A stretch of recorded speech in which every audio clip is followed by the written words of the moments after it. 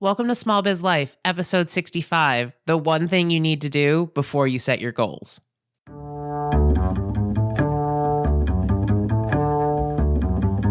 Does this sound familiar? Oh my God, I have so much to do today. Don't forget to breathe. But I have almost 400 emails in my inbox and 30 phone calls to make. Have you looked into getting a virtual assistant yet? Oh, and I need to schedule all my social media posts. Did you drink anything today? I had coffee. Did you eat today? Did I mention coffee's a bean? This is Small Biz Life.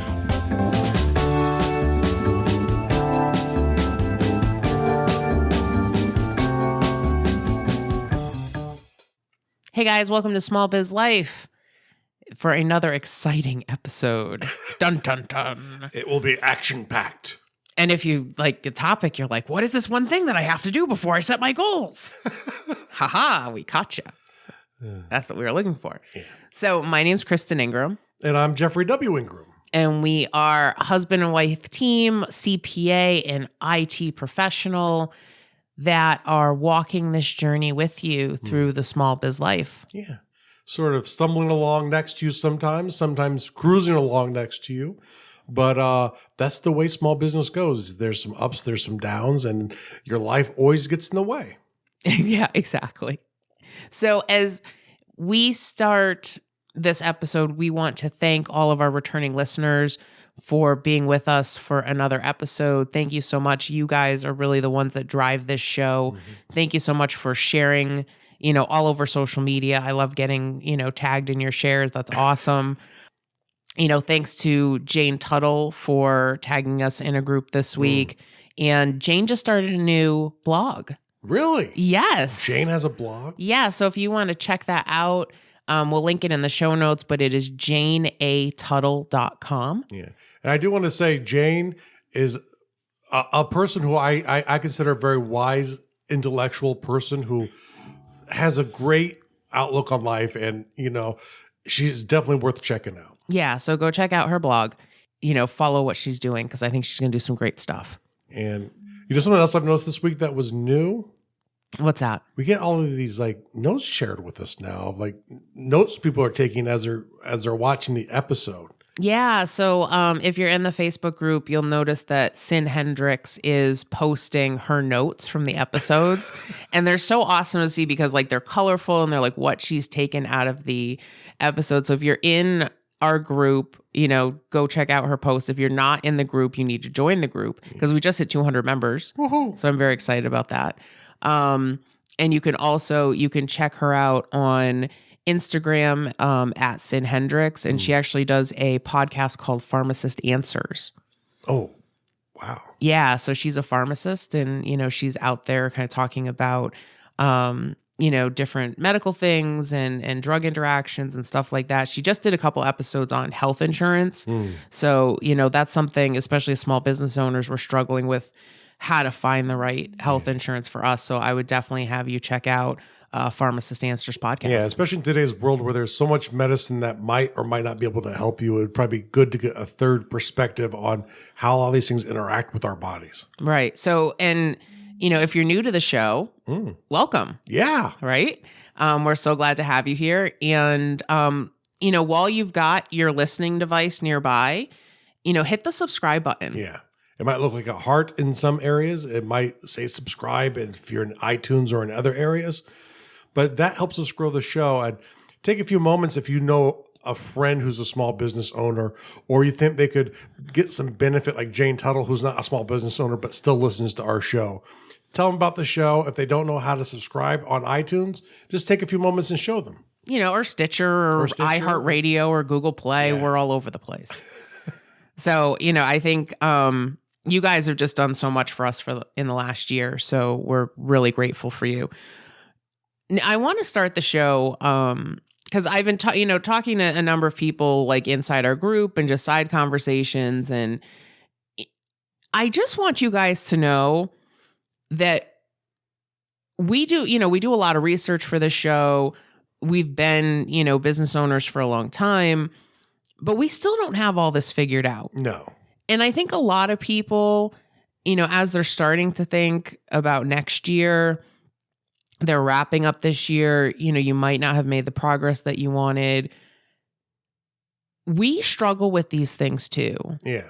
I was talking to somebody last night who's looking to start a business, and she was like, I'm really afraid. And I said, well, you're always going to be afraid. I'm afraid every day.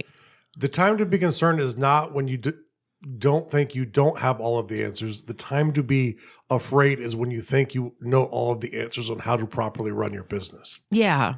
Because I think, when the fear completely goes away, you're playing it too safe. And, I just want to put out there because, we try to be really transparent with you guys and really honest.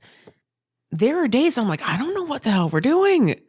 Are we going in the right direction? Like, are we talking about the right things? Like, I don't even know. Last year for us is a great example of that. We changed direction twice last year.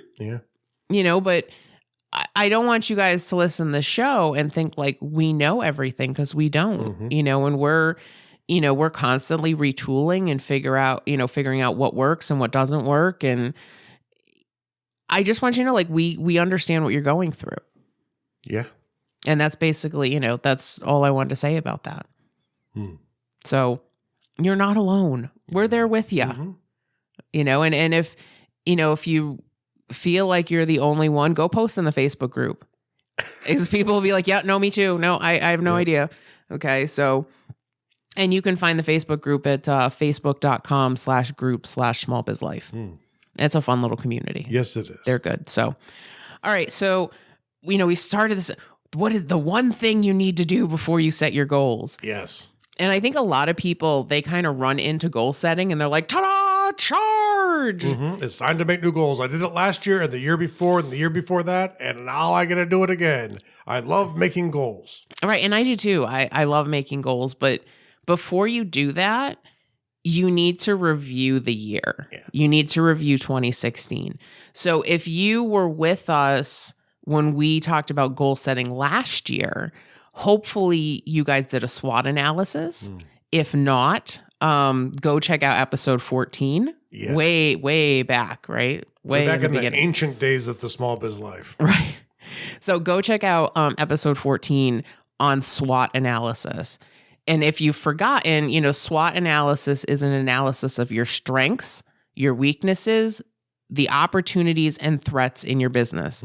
So, the reason that I think it's important to go and pull this out is because I want you to look to see, did you really use your strengths, the things that you identified? Did you add new strengths? Maybe there are new skills you developed. There are new contacts you made. Did you make any improvements on your weaknesses? And are they still your weaknesses that are holding you back? Because that could also be wrong. And, maybe as you were going through trying to learn new things, you might have identified new weaknesses. So I also think that maybe there were threats in the marketplace that are gone now. There might be new threats, due to evolving technology. Watch out, accounting coach. I'm trying. There might be, look at the opportunities you wrote down. Did you take advantage of them? If you didn't, why not? And think about, updating that SWOT analysis before you start. Yeah. Okay. So that's kind of the first key in your review is go through that. Now, if you don't have that, that's okay. I want you to create one for this year before you do your goals. And you can go back to episode 14 where we talk about that. It will take some self-reflection, and you might not always feel comfortable admitting your weaknesses to yourself, or maybe your strengths. It depends on the kind of person you are. But it's something that it's good to know where you are at, because it will help you take advantage of your strengths to make you grow your business faster and mitigate or improve your weaknesses so they don't hold you back as much. Right. Absolutely. So, the next thing that we want you to do is we want you to look at last year's goals. And hopefully you have those written down. You've had them in front of you. I have this great planner, and I'm so excited because my 2017 planner is on its way. I should have it hopefully like tomorrow. It used to be called the Spark Planner, and they renamed it. It's called the Volt Planner. But what this planner allows you to do is it allows you to put your goals in for the year and then use those annual goals to create your monthly goals, which you write down in this planner. And then you do your weekly goals in this planner. And the thing I like about it is it constantly reminds me, like every week there's check boxes that said, did you review your annual goals? Did you review your monthly goals? Did you review last week's goals? And that part of it is very good. Yeah. So that like really pushes me to stay in tune with my goals and try to decide, is this something I still want to do? And it's all in one place, which I really like. And like for me personally, the planner worked on that level, but the methodology of getting through the weeks doesn't fit with my mindset. So I'm kind of working on my own thing because I'm more of an agile brain. So I need to do things a slightly different way. But are we going to have a World Builders Anvil notebook planner? Maybe. I don't know. I hadn't thought about that, but I'm just trying to get it together for me, but something where I can more focus on sprints, on projects, and then be able to also compare that with what needs to happen weekly, because I have a tendency when I can focus to focus exclusively on projects and ignore the weekly stuff, or vice versa. And so since that's something I have to work on, that's one of my weaknesses, I need a slightly different way to look at it. Yeah, so kind of what I do, because but I will definitely be holding on to the whole idea of what is your goal? What is your goal for the month? Because that was the best part of the Volt planner, I guess is called now. So, because the thing that I do is, like, a lot of you guys know I use Nosby. And so I put all of my reoccurring tasks, like all those things that have to happen every week, those are all set up like in Nosby and they automatically go off. What I use the Volt planner for is, what are those like big picture things that I know I need to be chipping away your at? Projects. Right. So, I've stopped putting in like, make sure, one thing I have to do this week is, create my lecture for next week, or, make sure that I get the podcast episode done this week. I'm putting in like project stuff, so the project that we're working on right now, I'm doing research on marketing. I'm looking into the technology that we're using to put it together. So like those are the things that are on my to-do list for this week. Yeah. It's not that reoccurring task crap, right? Because the thing is, there's only so many lines in the planner. And so the thing I find is that if I fill it up with, record the podcast, edit the podcast, I don't actually get those big picture things on the list. Yeah. That's one of the things too, where I've kind of changed my next actions. The things I want to get done in the week is much like Kristen, where I don't, even though they would further my goals, ultimately a lot of times they're the things that have to happen, and I no longer count those as next items. Those are just things that have to happen. Right. So I'm kind of retooling how I'm doing my task list. So we'll see how that goes, because I was thinking about it this week as we're thinking about this episode. So next week is like the first week it goes in. So it'll kind of see, do I remember to do the little things I have to get done. But I like it because it does put those bigger things into perspective. So when you're looking at last year's goals, what we'd like you to look at is, did you hit them? And I think that's almost like the least important part of it, because I think a lot of it is, did you let them, did you allow them to guide your year? Right. And you may not have hit all your goals, but did you make progress on them? Did you reflect on them on a regular basis and say, you know what? Nah, we're going in a different direction. This goal's out. Or I'm hitting my goal, but I'm not getting the impact I thought, because one of the things you have to look at when you create a goal is, let's say I want to increase, one of ours for both of our shows is growth in audience. And so I had goals I determined at the beginning of the year. He has spreadsheets. I have amazing spreadsheets for this. They're beautiful. But you can see the growth of the volume in a couple different ways. And I can see on a per day basis, how are we comparing now to the beginning part of the year? And both shows have hit their goal. One of the shows has hit their stretch goal, and the other one hasn't their stretch goal, but might. And the stretch goal is something I use to keep pushing myself, because on a goal like that, you don't necessarily want to stop just because, okay, I got 10% growth this year, I'm done. No, that's not a way, especially for audience, you should think about it. But The thing I do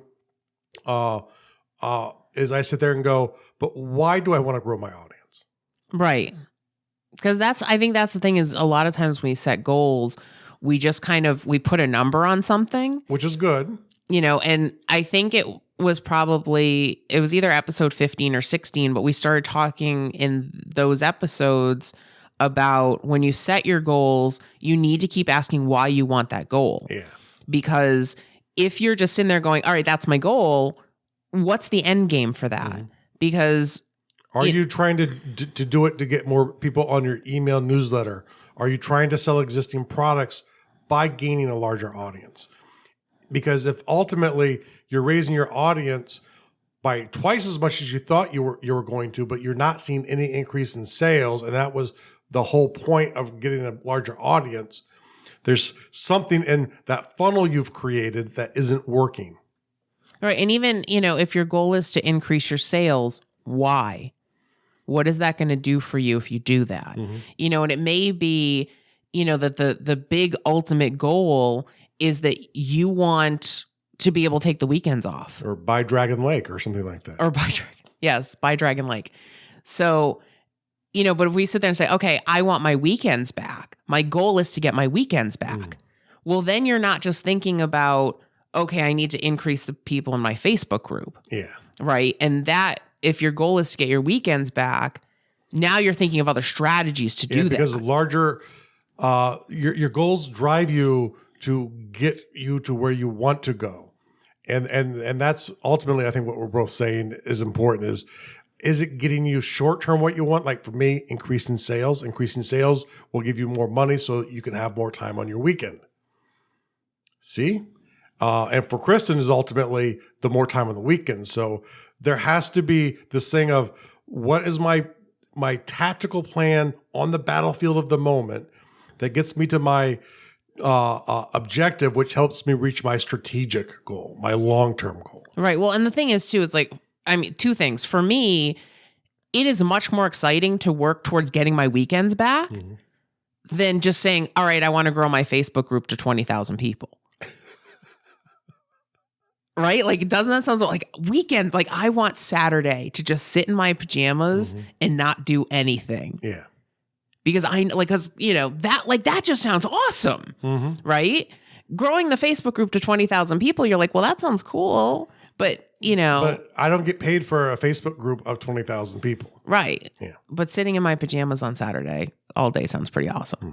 So, my short-term goal is being able to wear more pajamas during the week. Yeah, well, that's a really good short-term goal. But they're work pajamas. They are work pajamas. Right. These are not the pajamas you sleep in. These are your work pajamas. So, when I kind of think of it that way, right, and you keep asking, why do I want to do this? Okay, why this goal? And keep pushing up until you get to like this really awesome goal that you're excited about. Then, in that episode, we talk about, okay, so now you have this big goal. How am I going to achieve this? And that's where you start talking about the tactical, concrete things that you're going to make that happen. Those are like your sub goals. Yeah, because ultimately growing your audience, growing your Facebook group will help you get there. But, if you don't have a product to sell, you'll never make the money, or an affiliate, however you plan to, if you don't have a plan to make money, if you don't have a plan to monetize, having more people listening to you and more people interacting with you on Facebook or Twitter or wherever will not actually give you more time on the weekends. It will give you less. Right. So I think, yeah.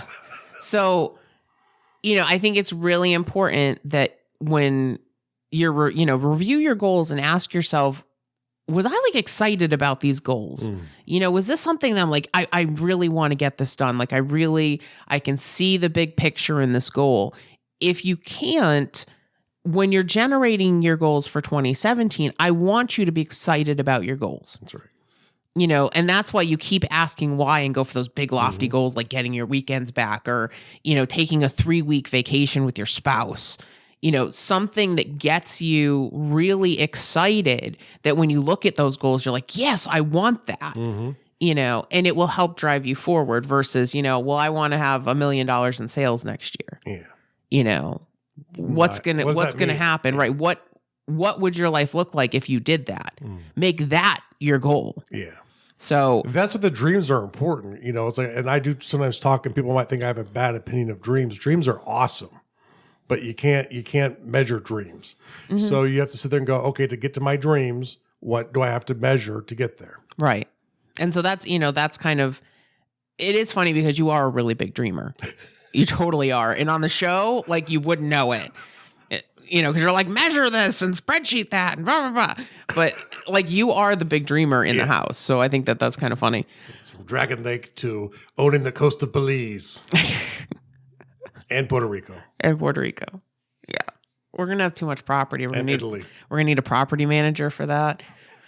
Because, you just want to own like one of the Chianti Hills, I think, in Italy. Oh, so I need some coastline and a Chianti Hill. Correct. Oh, jeez. All right, so we're going to need to start selling stuff if we're going to buy all this real estate that Jeffrey wants. And we're going to need a jet, I would assume. So you better get going. No. I think one of those super yachts or something. Oh, you want a super yacht? I'm not in the rush to get back and forth anymore, honey. Oh, okay. Sorry. Okay, so no house is just docks in different places. Oh, the cats will love that, I'm sure. Oh, I'm sure. So the, kind of the big takeaway that we want you to get from this is that you can't start planning for next year until you've assessed this year. Right. And so, really reflect on did your goals get you to where you wanted to go? How did that process work for you? How can you improve that process? And then, a couple other things that I want you to think about. So I've been doing a lot of reading, and which is actually one of my goals for next year. So the goal that I set is to read 25 books next year, but my stretch goal is to read 52. I'd like to read a book a week, and I've already generated a list of about 40 books I want to read. And she's already started. She's not waiting to next year to start. Yes, that's right. Now. So you figure I finished I finished one book last Saturday. I finished another book that I had started before. I finished that 2 days ago, and I started another one. Yeah. At least not directly. Yeah. No, I mean, I'm reading some productivity stuff and some, like kind of self-help motivation kind of stuff. And everyone I read a fiction novel. To buy fantasy novels in June. Yeah, you should, you want to read a fantasy novel in June. National Read a Fantasy Novel Month. So, but that's one of the things is, I'm starting to think about my goals, not just business-wise, but how am I improving myself overall? And so, a couple things, from some of the reading I've done, have like a learning goal every month. Yeah. Like that's what I'm definitely stepping up to. I really like that idea. Like, you kind of have a theme for the month that, this month I'm going to learn something. So like one of yours is hieroglyphics. That's this month. Oh, okay. So I'm not waiting till next year. There you go. Good job. And everyone should have that goal probably too.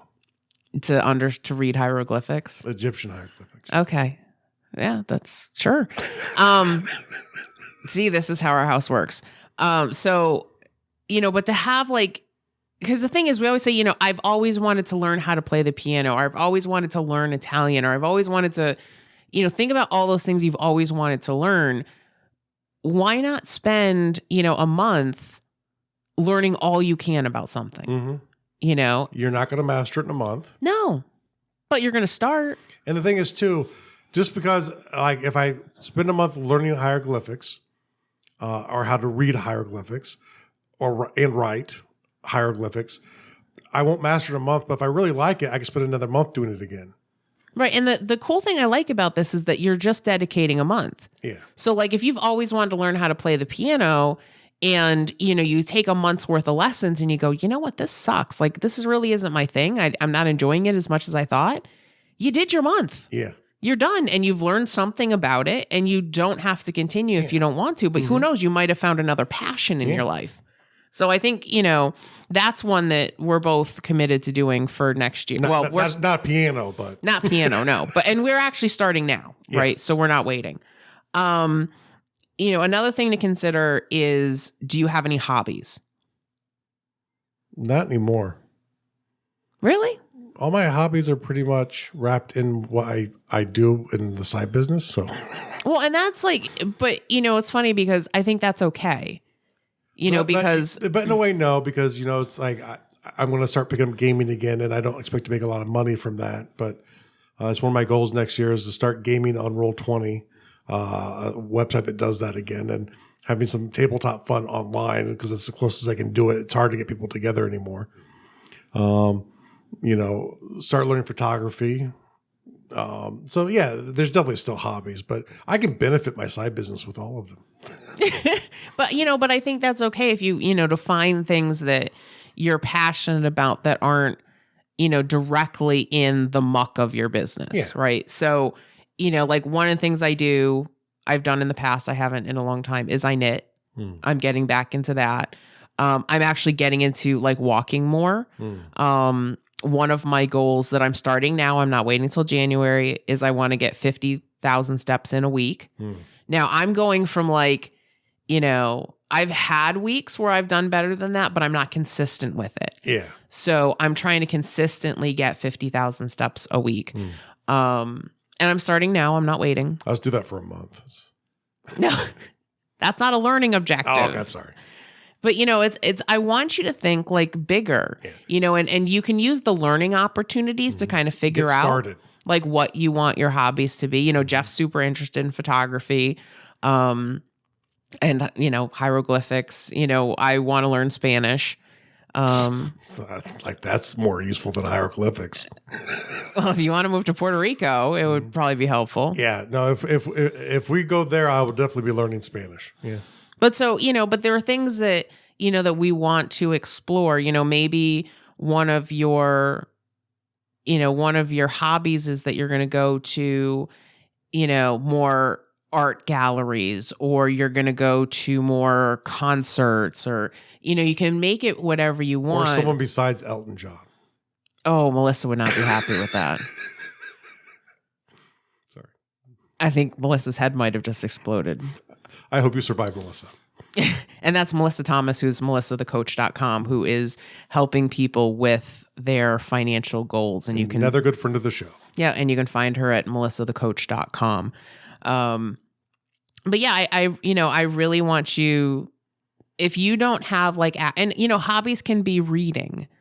It's got to be something that you're actively engaging in. Like I don't think watching TV is a hobby. I want to watch the entire 10 seasons of Stargate, where you might want to, you can't really call that a hobby.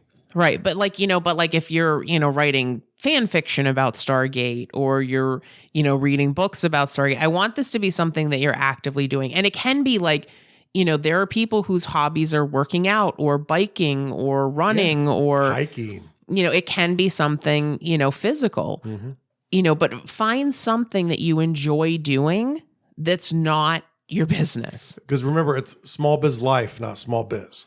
And the reason we put life in there is you can't separate your life from what you do, even if you're not a small business owner. In my day job right now, I still have a life. It still affects my day job. So really the life aspect applies to everyone, even though we typically focus more on the effects upon people who are working small business. Right. So, it'd be great for you to have some learning goals, to have some hobby goals. And then the last piece of this is to have some health goals.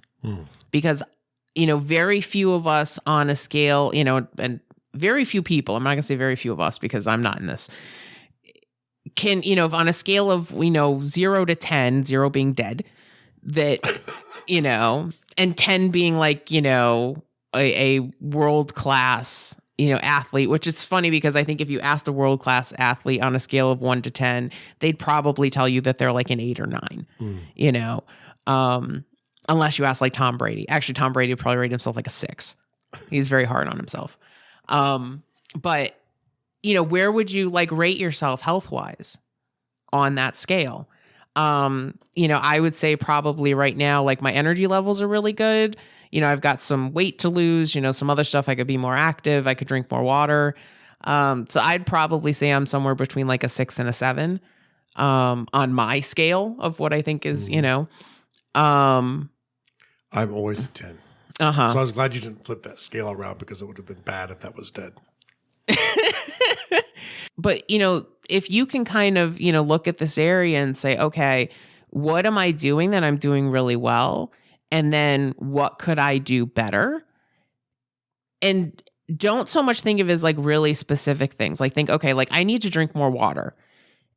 And so you can do some research on like, okay, what can I do to consume more water during the day? What are some strategies? There are like water bottles now that will like light up and blink at you if you haven't picked it up in a certain amount of time. I think I should make a special water bottle to remind people as well. That would be cool.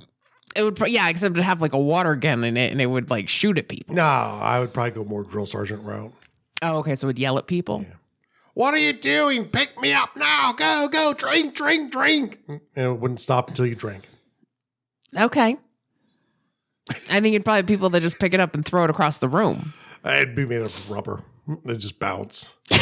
And then it would start like swearing. That alarm clock with the wheels that like goes off your dresser and then goes under the bed. And oh yeah, I killed that thing. Yeah, that would not be good in our house. But yeah, consider adding some health goals. What we want you to do in this goal setting process and your end of year review is to look at this holistically. Don't just look at your business. Don't just look at your finances. Look at every aspect of your life to see where you can find areas of improvement. Because if we just focus in on our business and we're, so laser focused on that, we're letting other parts of our life slip. And if, your health is not with you, if your happiness is not with you, then you cannot keep moving forward with your business. And I truly believe that I have no data to back this up. This is strictly Jeff's belief coming out here. And since I don't like when people do it to me without actually explicitly saying it's belief, I have to go on about that.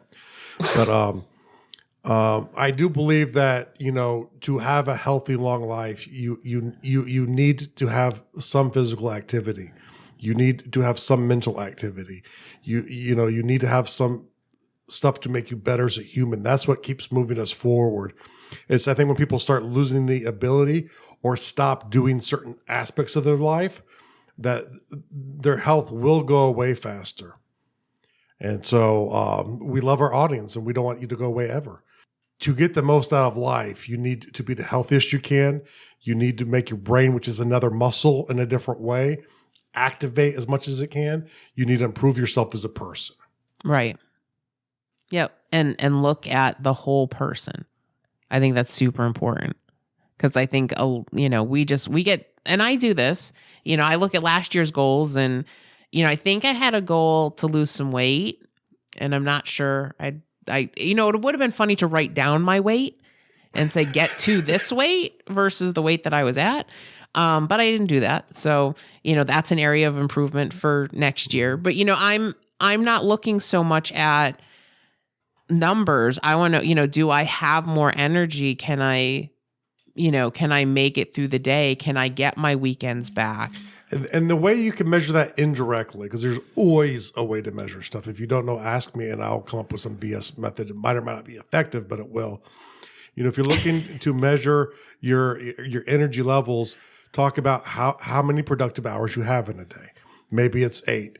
And I'm not saying carry a stopwatch and, UPS measure, the situation going on, but say, about 8 hours a day, I'm being productive. And the rest of it, I'm sleeping or I'm like, blah, and sit there and kind of once a month kind of look at it and say, do I feel like I've gotten more energy or less? Am I maybe working 9 hours a day? And the cycle of the seasons will kind of play into that too, because during the summer, usually when the sun is out more, the further north you are, especially, the more energy you have when the sun's up, but maybe just measure it from the time the sun goes down. How long can I stay active in my brain or physically after the sun goes down?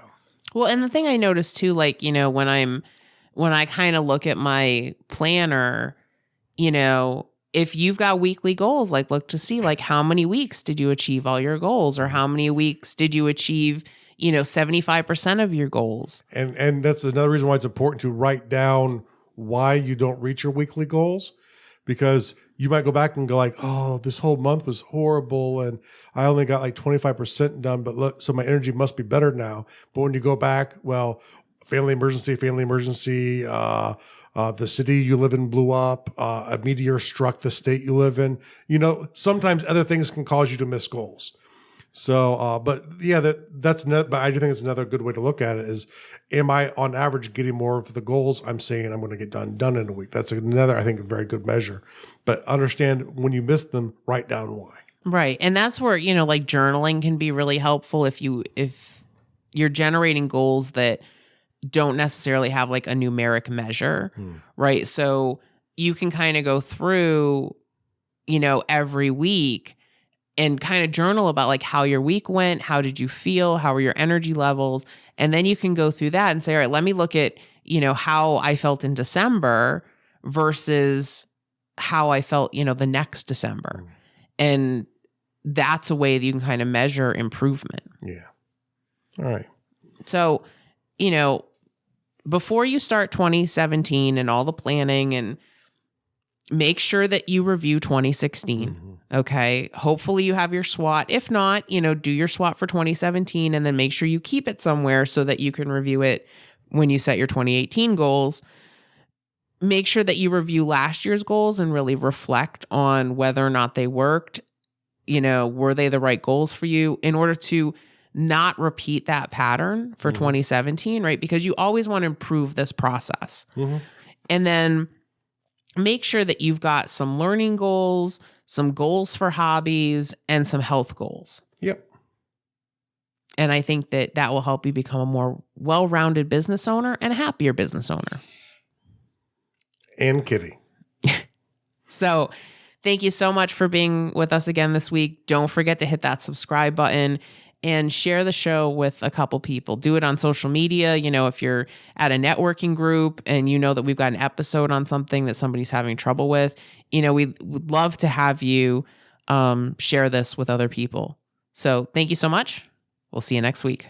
Thank you for listening to Small Biz Life. If you enjoyed the show, please take a few minutes to rate and review the show on iTunes or Stitcher. Please visit smallbizlife.com to view today's show notes, take this week's poll, join the Facebook community, follow us on Twitter, or submit a question for the mailbag. Support the show by checking the resources page or by going to smallbizlife.com/Amazon whenever you shop. This was Small Biz Life.